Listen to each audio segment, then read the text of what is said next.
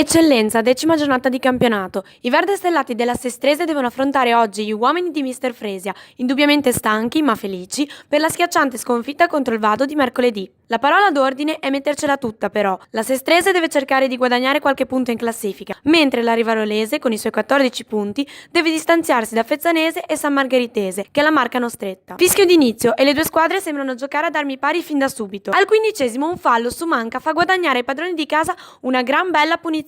La batte Liguori, il cui tiro non ha problemi a scavalcare la barriera, ma Ruffano si lascia cogliere impreparato, vola e abbraccia il pallone con presa sicura. 27° minuto. Un improvviso destro di Malatesta appena oltre la metà campo avversaria arriva proprio ai piedi di Mura. Già in area Mura che si svincola dal marcatore di Fiorentino e segna l'1-0 firmato di inchiostro giallo-rosso-nero. 31° e ancora brividi per la difesa di Mister Mariani che segue la partita dagli spalti. Ottima intesa tra Chiarabini e Malatesta, di nuovo Chiarabini che cerca il secondo palo ma manca la porta di poco. Ma verde stellata è la speranza e la Sestrese attacca senza tregua. Come al 38° passaggio di Porrata per De Persis che ci crede, tira ma ancora una volta Ruffano sbaglia. Finisce così un primo tempo ricco di emozioni. Rientrati in campo, la tensione alle stelle. Apre il secondo tempo a 8 minuti dal fischio d'inizio Oliviero che ruba la palla a Carlisi, consentendo a Chiarabini di guadagnare terreno. Crossa per Sighieri, il quale la alza per il colpo di testa di Mura, ma Mura è in anticipo. In scivolata San Giuliano rimedia, arrivando in perfetto orario per il 2-0. I padroni di casa non si lasciano abbattere. Al 16° gran bella giocata sugli sviluppi di una punizione. De Persis trova uno spiraglio nella difesa avversaria, ma Ruffa sbraccia e impedisce l'agognato gol. 30° e ancora la Sestrese in attacco, fallo su Meretto. Per l'arbitro è dischetto, senza alcuna discussione. Batte il rigore Liguori e questa volta nel tête-à-tête con Ruffa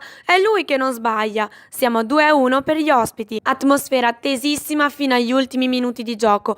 47° l'occasione per il pareggio. Corner, palla respinta da un difensore ma di rimbalzo Riguoli controbatte e va fuori per pochi centimetri. Peccato. Sestrese che ha dato del filo da torcere alla Rivarolese, ma quello che alla fine conta purtroppo è il risultato.